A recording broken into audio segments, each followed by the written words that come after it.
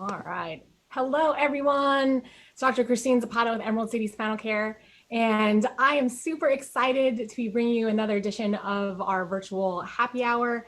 And today I am joined with Katherine Boles of John L. Scott. She's a real estate broker. Hello, Katherine. Thank you for joining us.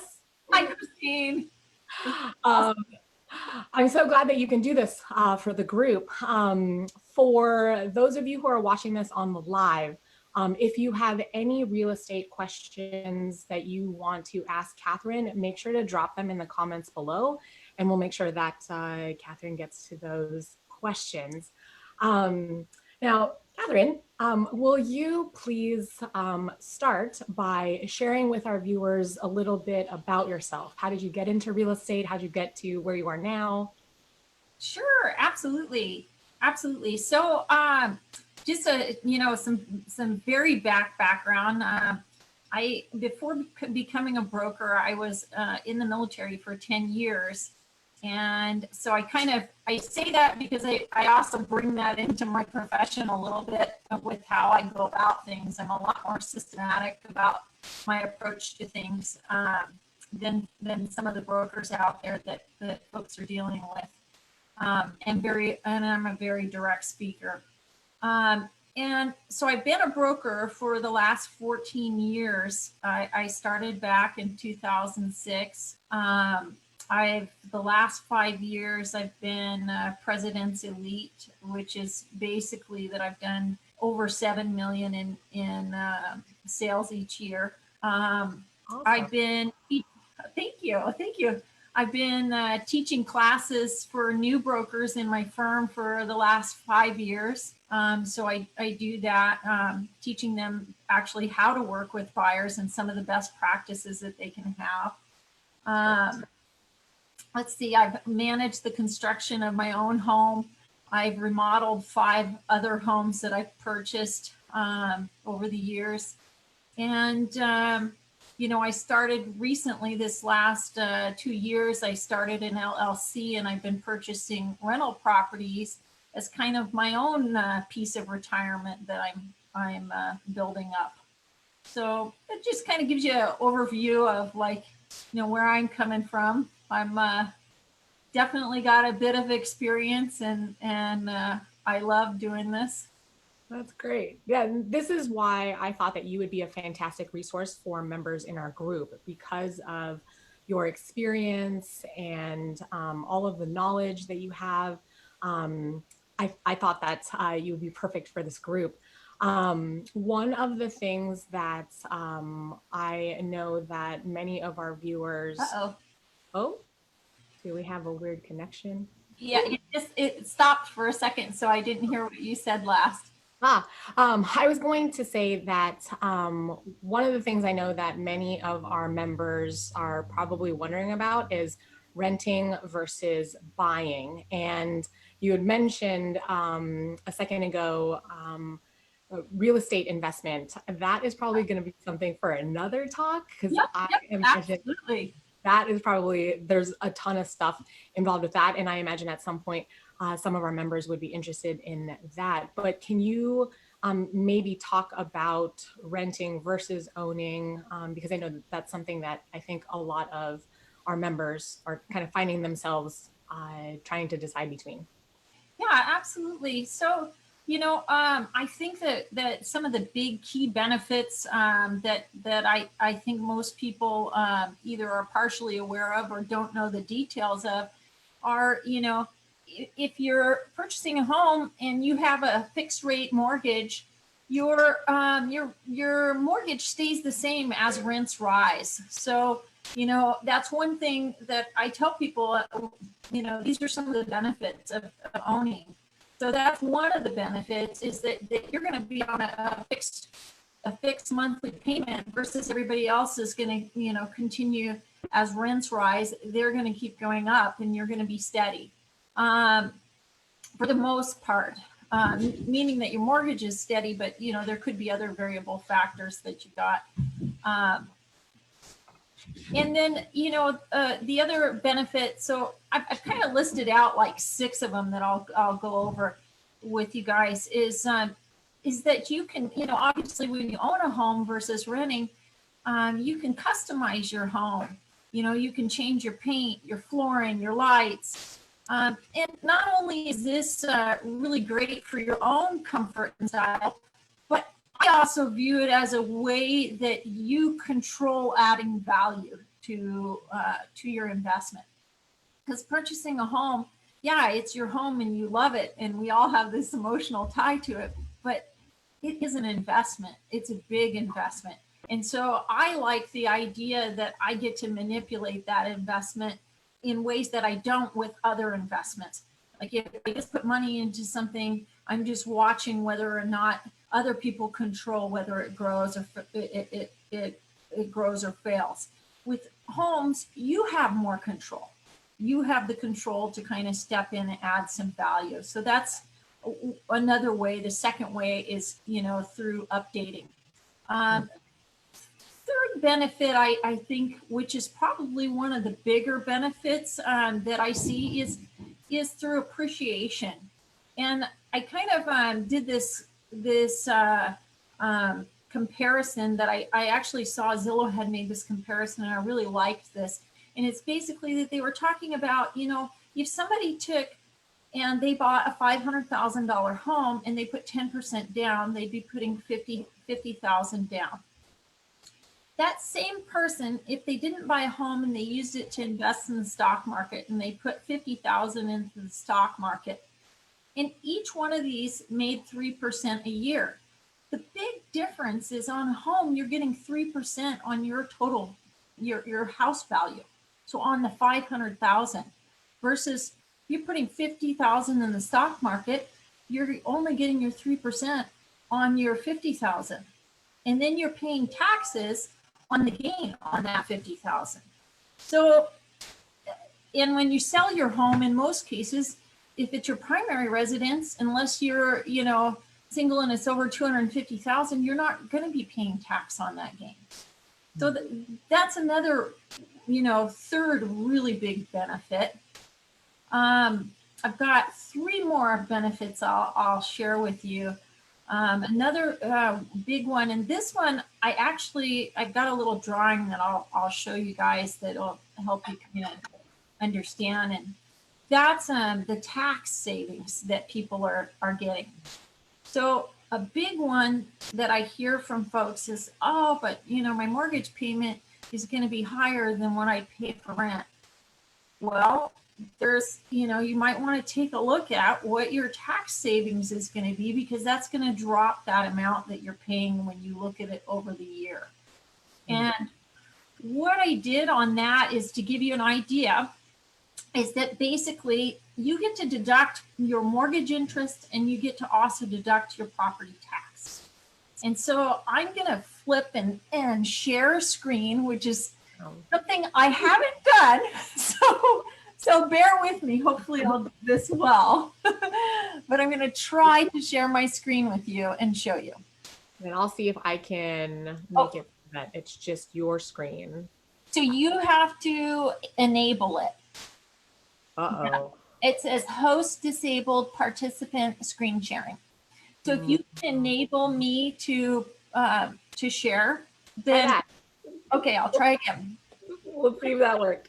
I think it will let me now. So I'm just going to go with this one, and then never had to do that. Ooh, there we go. Let's see if this works. Can you see the screen that I've got up right here with the $500,000 house there? Yeah. Okay, perfect. So this is a good example again. And I'm not saying everybody who's buying for the first time is going to buy at 500,000. I actually did a search for the Capitol Hill area, and I was looking at homes under 600,000. That's because that's primarily, our first-time home buyers are buying under. And 500,000 is actually upper tier of the results that I got, because the majority of the results I got were between, I'd say, about 350 and about maybe 450. Yeah, and those are condos, but they're but nice properties. And I just thought for an example, because 500,000 is the easier number to work with. Yeah. So I figured this would be really helpful for you guys to take a look at. And yeah, so, this is great. yeah, so I mean, you know, obviously your interest rate's going to be whatever you negotiate with your lender, and they're able to get you to. But this is, I've got it plugged in at 3.5%. This is showing you minus HOA dues what your total payment would be, including your principal and interest, your homeowner's insurance, and your property tax. Okay. Oh, yeah. And so what I've done here is that's your payment, and then you're going to add on your HOA dues. But what I want to show you is that even though that's your monthly payment, your end of year, when you do your taxes, you're going to take your interest. This is all the interest that you paid for the year.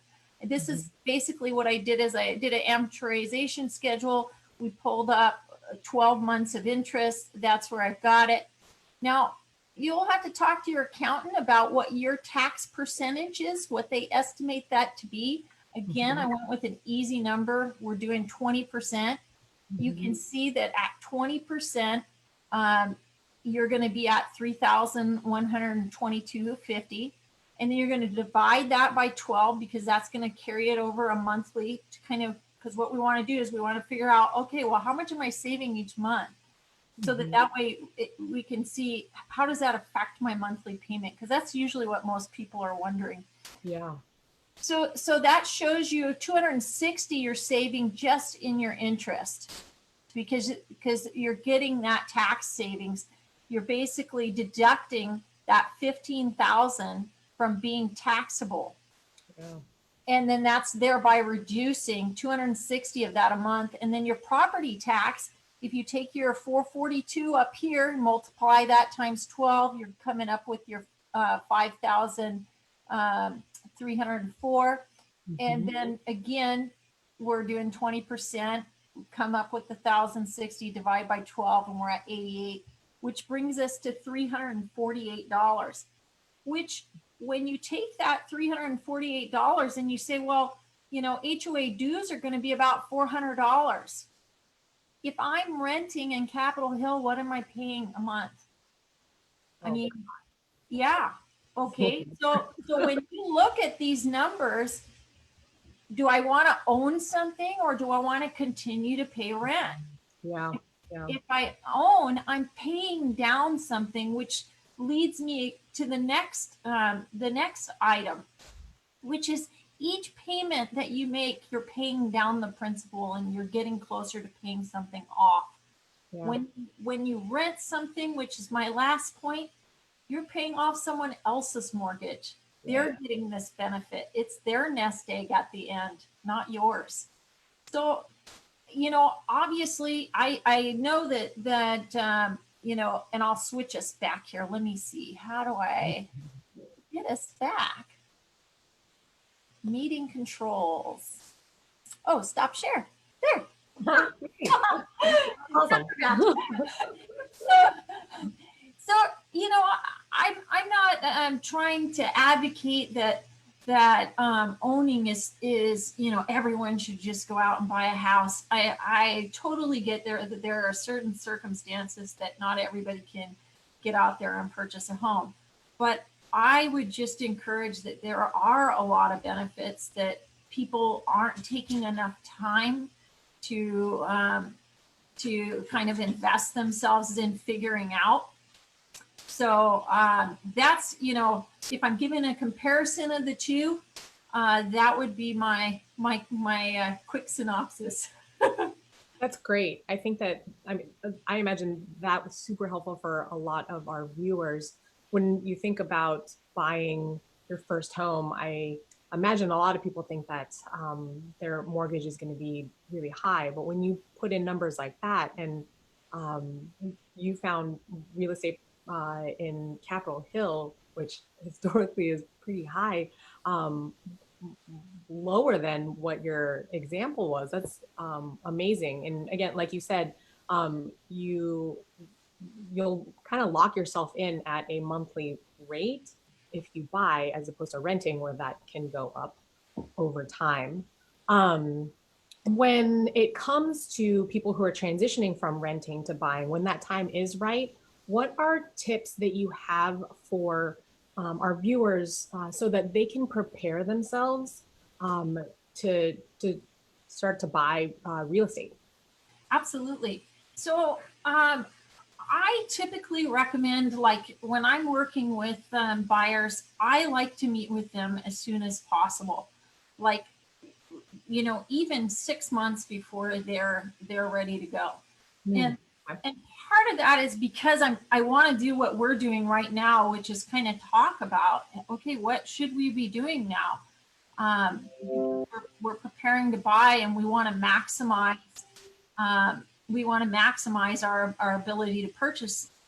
And we're thinking about our financing and our credit and all of these things. So I typically try to meet with people as soon as possible so that I can get them synced up with a good lender. And I think that relationship is really, really important, getting them with a lender that I trust, and having that person start helping them, like, get all of their documentation ready to go.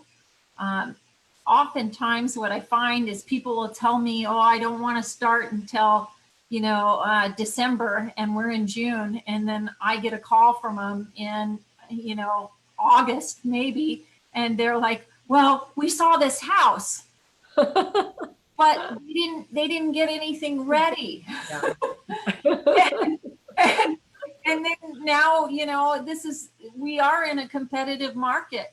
Yeah. Even given COVID, we're still competitive. So, you really have to have your ducks aligned ahead of time.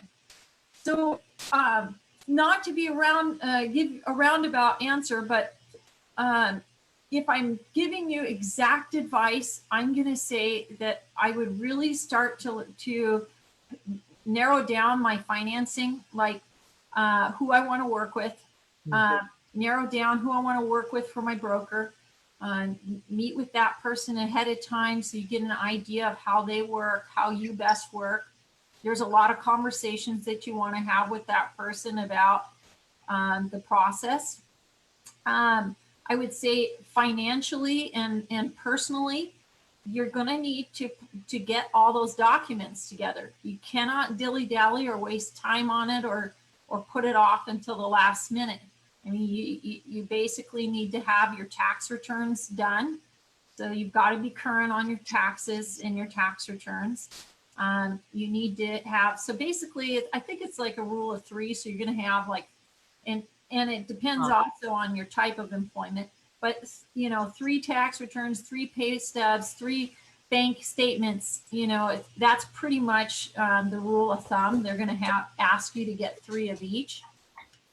So I'd start working on those things. As far as your personal finances go, you really don't want to be making big purchases before you purchase a home.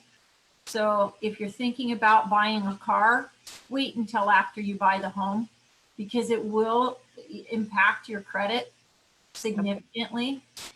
And a lot of people don't realize that. They think, well, I need to get a car by this date. Well, it's either basically you get the car or you get the house, in which you could have got the house first and then got the car after. Need a house with a garage to put the car in. Yeah, exactly. So that's, that would be some of the things that I would say. And then also, I think another thing that people should start thinking about is lifestyle, so that they can start thinking about the area that they want to live and start narrowing down that field. A lot of times when I start with people, our area is wide. They're like, well, I could anywhere that's within a 30-minute commute. Well, that's a lot of area to cover. Yeah. It really is. And you want to start thinking. I tell people to think about lifestyle, because it's not just about your commute it's also about, well, what things do you enjoy doing? Because if you have an option of where you want to live, based on like your time frame of commute, then you also want to factor in what types of things you enjoy doing more. Got it. I do see that we have one question. Oh, yes, yes. Leah wants to know, she has a couple questions. Oh, Leah wants to know, am I required to have 20% down? And if not, what happens? no. Okay. So you're not required to have 20% down. There's quite a few loan programs that don't require you to have 20% down. Uh, Now, how that works is that, for the most part, you will have to pay PMI, which is private mortgage insurance. And so what that means is that it will increase your payment based on that they have to have this mortgage insurance because you don't have 20% invested in the home. Now, PMI, private mortgage insurance, can go away after a certain amount of time. You have to look at the documents that you sign, but for most lenders, you can get an appraisal after a couple of years. And if you've gained that percentage of equity in your home, you can have PMI removed. Okay. But initially, you would have to have PMI, so you're going to have to account for that in your payment. And a lot of these calculators, I use bankrate.com. I think that's the one I've been using. Great. Yeah, I'll just confirm that real quick, and I can tell you for sure because I've got it pulled up here. Yeah, it's called bankrate.com. That's one of the mortgage calculators that I've been using. And a lot of your lenders will have ones too. But I kind of like this one because it allows me to play with the fields better. So on this one, I can adjust my property tax, my homeowner's insurance. On some of the other ones, they won't allow you to do that. They've already got set numbers in. This one has a default, but you can change those numbers. So that's a good one to kind of play with. I'm going to put the website in the comments. Is it just Bankrate? Bankrate, yeah, RAT, E. like bank and then rate.com. Oh, rate. I was putting in great, like bank. Great. Yeah. Now, I don't see where this shows the PMI on here, but bankrate.com. Okay. so it's something that when you're, if you're putting less than 20% down, just know that that's going to be something that is probably going to be added onto your payment. And you can talk to the lender about that. Cool. I typically really spend a lot of free time educating my clients. So that's why I was saying I like to meet with them early on and then, basically spend this time to kind of start educating them about their home purchase and do it in increments. That's great. Oh, I can't hear you now. Uh-oh, What you happened? hear me? Oh, wait, there you are. Ding. Yep. There we go. One more question that Leah has is, are single family homes a better buy than a condo? So this is a complex question. Okay. As I sit in my condo right now. It's I wouldn't say that. Now she said, are they better? Okay. Is it a better buy? Is it a better buy? So this is the thing. If you want to be in certain parts of Seattle, and you have a specific budget, all that will be available to you may be condos. So I would say that it really depends on how flexible you are in where you want to live. I mean, I like single family home ownership 100%. Like, over condos, I think that you have a lot more freedom in your ownership. And that's something that I spend a lot of time when I'm educating first-time home buyers and just buyers in general, because a lot of people don't understand the difference in these ownership types. So this is a great question, Leah. Awesome question. And condo ownership, you own typically from the walls within. So you don't own your siding, you don't own the building, the community owns that. And so the changes that you can make are limited changes. There are changes within the home, and your HOA is going to control your common areas. So the type of ownership is different. But in Seattle, in a lot of the areas like Capitol Hill, it's really, especially for first-time home buyers, depending on your price point, I mean, it's really all that's going to be available.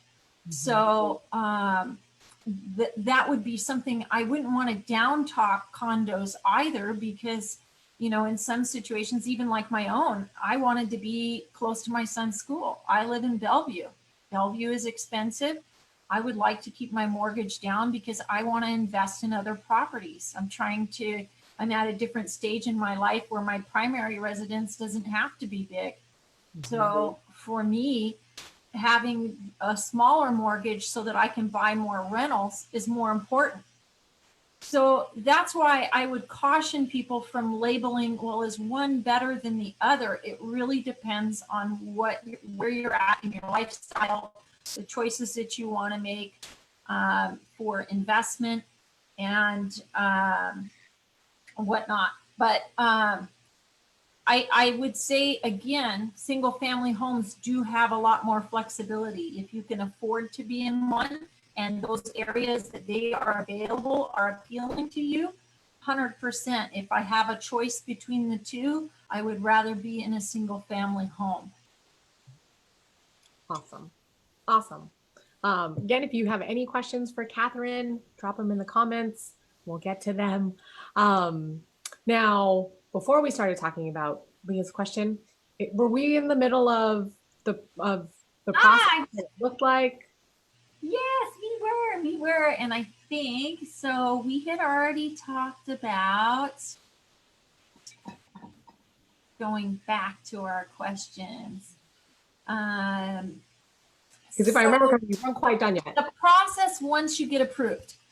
Yes, so we were going to talk about that. So we talked about, prepping yourself, meeting with a real estate broker, meeting with your lender, not making big purchases that are going to be on credit, and just kind of tidying things up. Don't have any missed payments on your credit cards, because even one can really hurt you.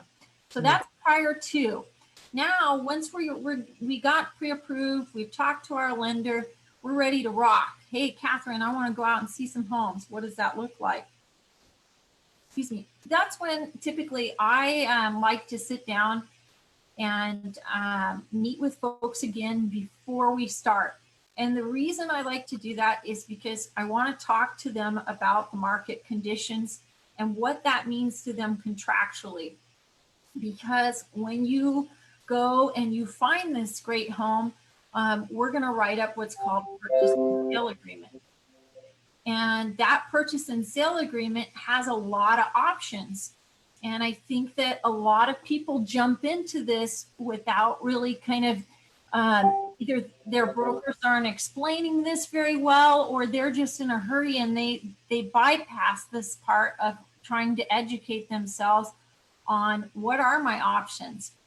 So I actually like to sit down and I like to go over all the pros and cons of being in a seller's market, and what do those offers look like? What are the contingencies within the offer that I'm going to make that are my options, and the pros and cons of each. And when I'm talking about that, what you might have heard, these are buzzwords like financing addendum, inspection contingency, all of these things. Man, they are important. And you as the consumer, you have a right to understand them better. And as a broker, I feel it's my duty to take the time in advance and talk to you about it and really share with you the things that I think will make you feel a lot more comfortable in your decisions as we move forward. So I think that that's something that needs to be done before you go pull the trigger. So I like to do that. Once you're pre-approved, we sit down, we go over that. That way you're ready to rock. We go out to see a house.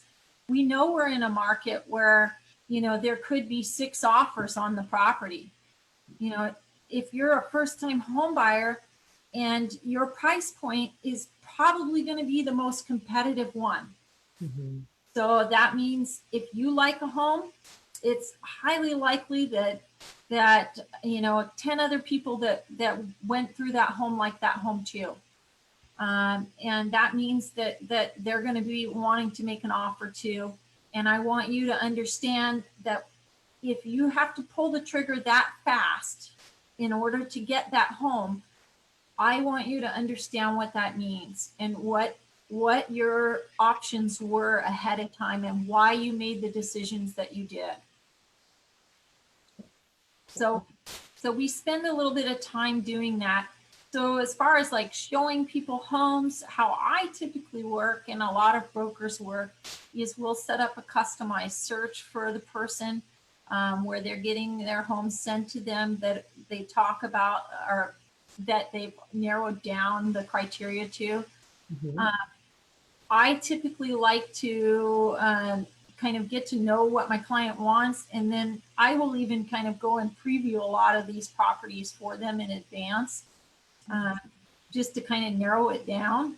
Yeah, And that's great. and then one of my really important things that I like to do, because I came into real estate, and throughout this process, I really, aside from just being a salesperson, have really tried to understand the nuts and bolts of homes. And, what are the costs associated with remodeling properties and making repairs, and what does that look like over time? And because I got a lot of experience in that, when I'm walking through homes, one of the things that I try to identify for my clients are what expenses do I foresee within each home within the next 5 years. So as we're walking through, I'm looking at the condition of the property and I'm sharing with them. Obviously, we're going to have a home inspection, or we're going to review a home inspection that was provided. Mm-hmm. So I'm not trying to eliminate that process at all. But what I am doing is, again, treating this as an investment, which is what it is. Even if we love it, it's still an investment. Mm-hmm. And we need to understand that there's going to be expenses that are going to come within our ownership of that investment. Yeah. So, yeah, and I just want, if I can, to make my clients aware of some of these things ahead of time that help them make a better decision. Yeah. Yeah, especially since if these are first time home buyers and you have you've purchased several homes, you have real estate and investment properties, you have an eye for things that maybe the first time home buyer may not notice because they love the brand new kitchen. Absolutely. And maybe they don't see some other things in the home because they're like, oh my God, I love, this is the kitchen I've always wanted. But something may be going on with the pipes, or maybe there's a small closet that I don't know. Yeah, no, and you're exactly right, Christina. There's a lot of things that, as we're going through, you as a broker, I feel like I'm like the designated driver. because because when I'm taking clients out, this is the biggest purchase they make, and they get so excited, which is wonderful. I want everyone to be excited about their home, but at the same time, I call it house drunk. They get house drunk, and it's my job as their designated driver to kind of pay attention to some of all the background things that I need them to see, like, hey, this furnace is 20 years old, so I mean, although it's working now, I just, I want to make you aware that this could be an issue at a future time and you need to budget for it. Yeah. And obviously I don't think like, everything is a deal killer, and that's not my intent in sharing that with my clients. It's more that I just want them to think of this more in the same lifestyle that I do. Real estate is like, it's not just something that you buy and you set on a shelf. Yeah. You're gonna have to interact with it. Yep. Day. Yeah. I see we have a question from Jeff. Hey, Jeff. What does the forecast for home buying look like for the next 12 months? And are we going to see prices go lower due to the current and upcoming economic climate? Whoa. Wow. So first, Jeff, I wish I had a crystal ball, because boy, I'd be a millionaire, well, a billionaire, but I don't. But here's what I can tell you. Prior to COVID, we were in such a hot market that we were seeing, especially in like Capitol Hill area and Seattle, we were seeing, sometimes double digits of offers coming in on properties. So if you put that into perspective and you say, I don't have the exact numbers on how many people were affected job wise and whatnot, but let's say we lost 30% of our buying pool. We still, out of 10 buyers, have another 7 that we're still are able to buy, and we're looking. We just have so much pent up demand in our area, with the heavy tech industry that we have here supporting our economy, that I think that, I can't predict the future, but from what I'm seeing, inventory is moving. If it comes on, it's moving. We're selling things at this point, and that's what I'm seeing. Will that change? I think that's going to be kind of a month-to-month thing that we're all going to have to kind of be watching and seeing what happens. I think our local economy is a lot stronger than our national economy. So I would encourage people to definitely recognize the difference between that. Washington is kind of an anomaly. Yeah. We've got, I call them the superpowers here. Yeah. So we got a lot of them too. Yeah, that's right. Now let's say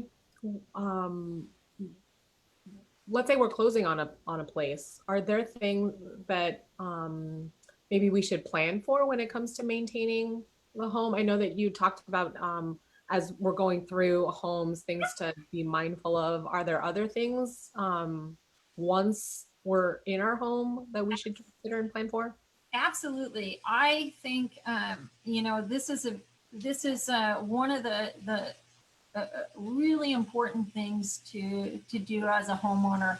Is I really think that when you buy your home, just like any condo community does, that is managing their property, they come up with basically a maintenance plan. And I think that you have to do that for your home. You have to think about what is the condition of my roof, and you can go back to your inspection report, because we're going to do an inspection on your home. If it's a condo, it's going to be different than obviously a single family home. So I'm going to use right now, for the sake of this question, I'll use a single family home, but we'll also talk about condos too. But a single family home, you're going to go component by component, from the exterior inward, and you need to be managing those components and figuring out what my lifespan is on them, and then kind of coming up with a budget for how I'm going to maintain those over the life of this home. And I think that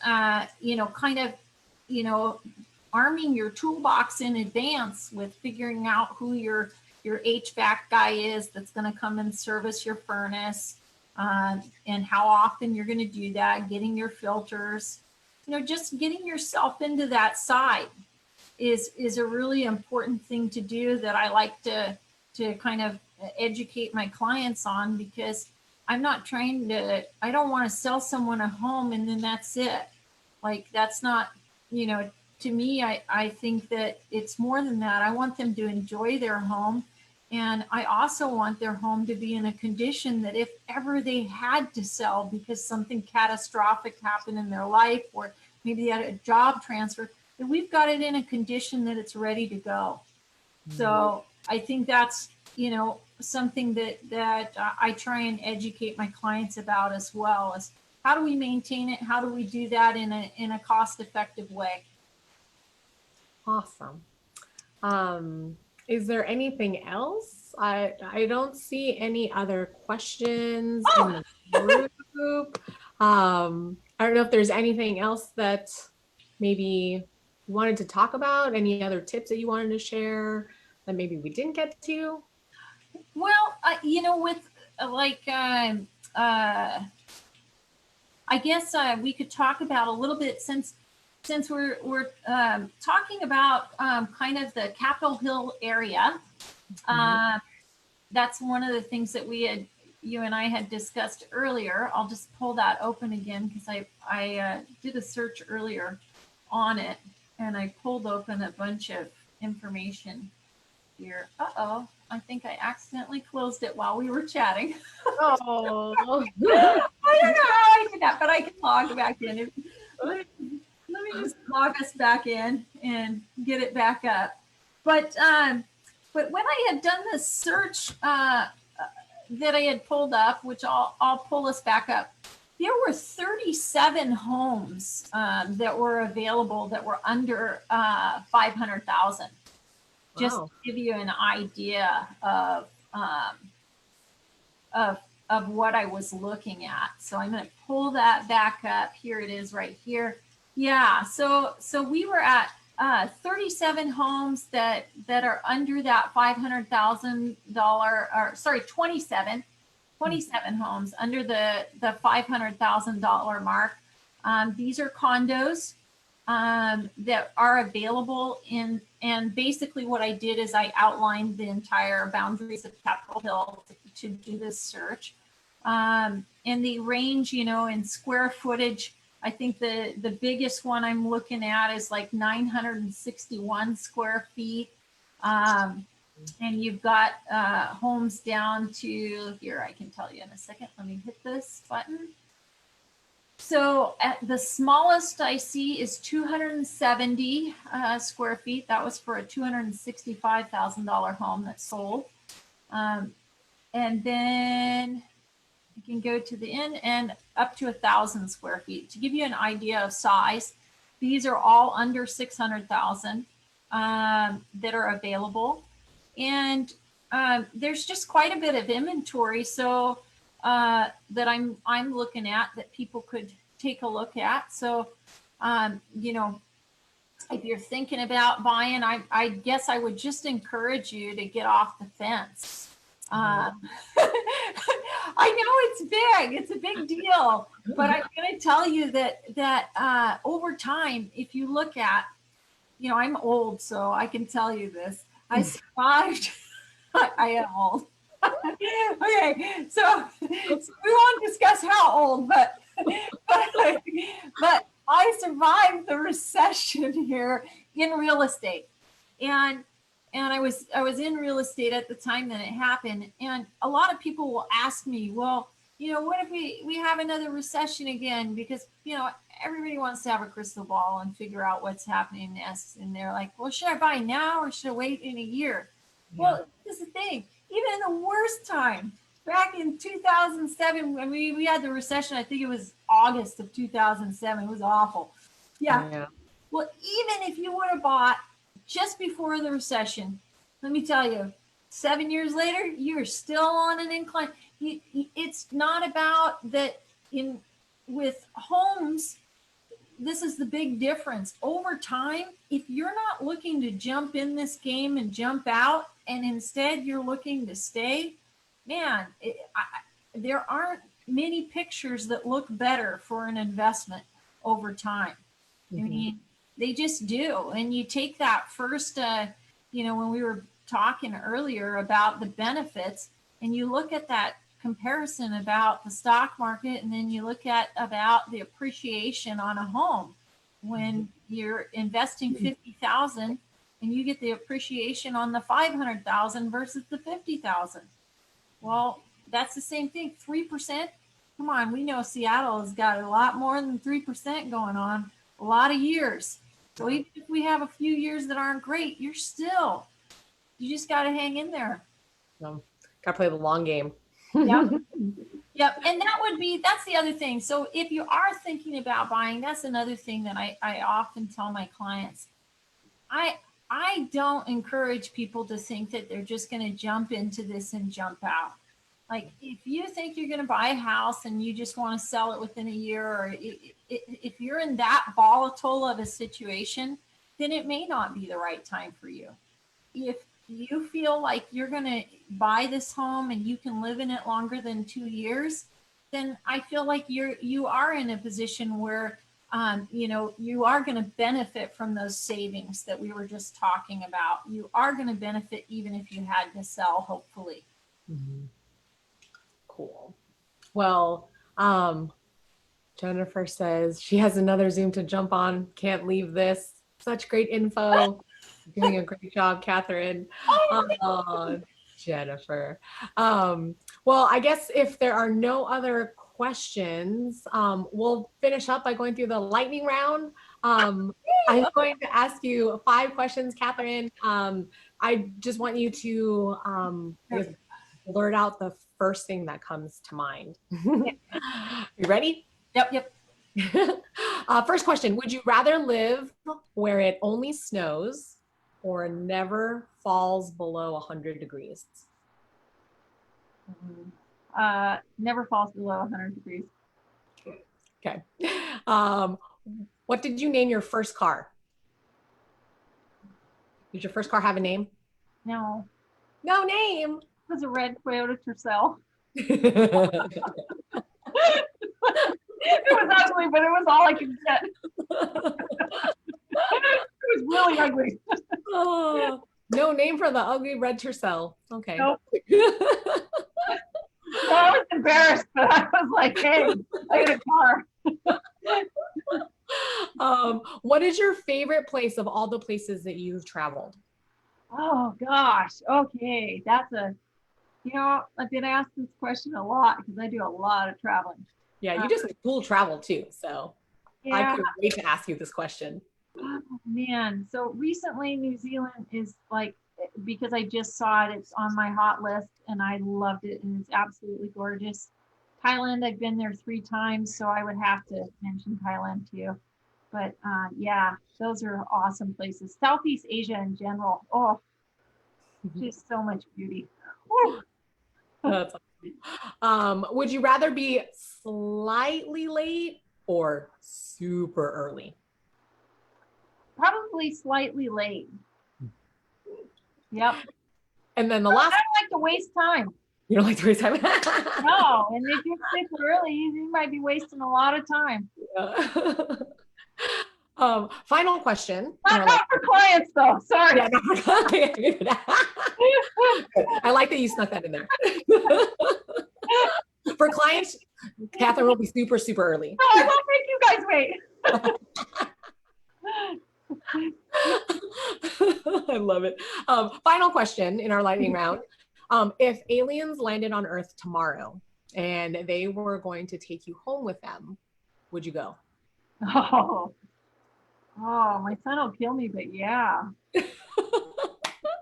Oh, I see. Sorry, then you're on your own. Oh, I love it. Well, I'm a sci-fi person. I love science fiction. That's hard. I'm too afraid of aliens, so. Yeah. I get actually dissected, but I'll be okay. Oh, thank you so much, Katherine, for all of the information that you shared. Like Jennifer said, this was just full of amazing information. So thank you so much for spending the time with the members in our group and sharing your knowledge. As I mentioned earlier, we're probably going to have you back on in the group so we can talk about real that. estate. I love that. And please, everybody, if anybody ever has a question, I am super open and easy. You can give me a call. I'm not a pressure person, so you don't have to worry about me stalking you after. So I guess that's one thing I forgot. What is the best way for someone to connect with you if they, after watching this, want to engage with you further? Oh, sure. Yeah. So you can always email me or you can give me a call. I can even, if you want to post in the comments, my phone number and I can give you my phone number and my email address and everything. I'm also on Facebook as well. If you Facebook friend me, just shoot me a message that says real estate because, in case you're not Facebooking me for the right reasons. You won't get a response if it's not for real estate. Like Katherine was saying. Real estate. And I have a Facebook page as well.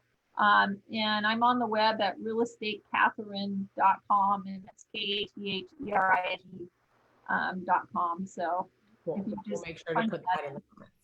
thank you. Awesome. Well, thank you so much, Katherine. I hope you have a wonderful rest of the evening, and we'll talk soon. Okay, cool. Bye. Bye.